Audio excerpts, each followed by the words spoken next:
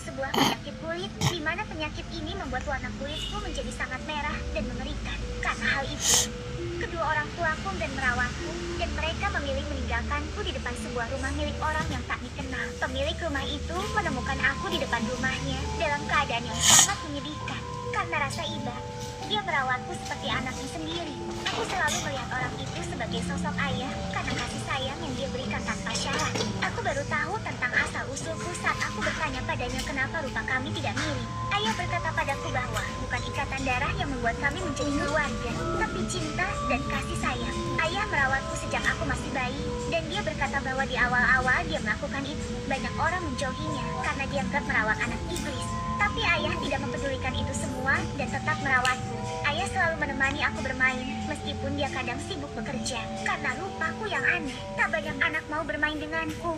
Hampir seluruh waktuku kuhabiskan untuk bermain di dalam rumah dan kadang menemani ayah bekerja. Suatu hari aku melihat sebuah benda aneh yang disebut pulgai di ruang kerja ayah dan bertanya padanya apa itu sebenarnya. Ayah menjawab bahwa benda itu adalah sesuatu yang bisa mengotak-atik sistem suatu kelompok atau bahkan sebuah kehidupan. Dan ayah berkata dia akan memberikannya padaku suatu hari nanti.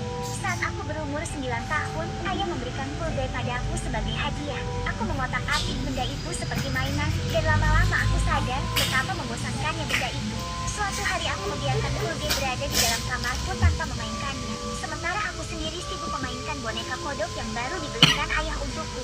Namun tiba-tiba saja pulgai mengeluarkan cahaya aneh dan membentuk sesuatu seperti portal.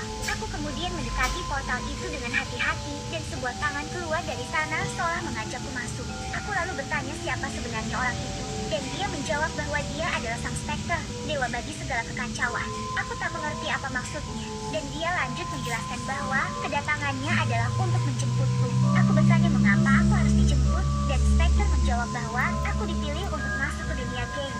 Aku sempat ragu, tapi saat Spectre menceritakan banyak hal tentang keindahan dunia tempat dia tinggal, aku mulai mencoba mendekat. Saat aku sudah cukup dekat, aku ragu-ragu untuk meraih tangan Spectre, tapi tiba-tiba saja dia langsung mencengkeramku dan menarikku ke dalam dunianya. Aku kemudian berpindah ke dunia yang sangat aneh dan gelap, dan di sana Spectre menunjukkan wujudnya dan menyambut kedatanganku.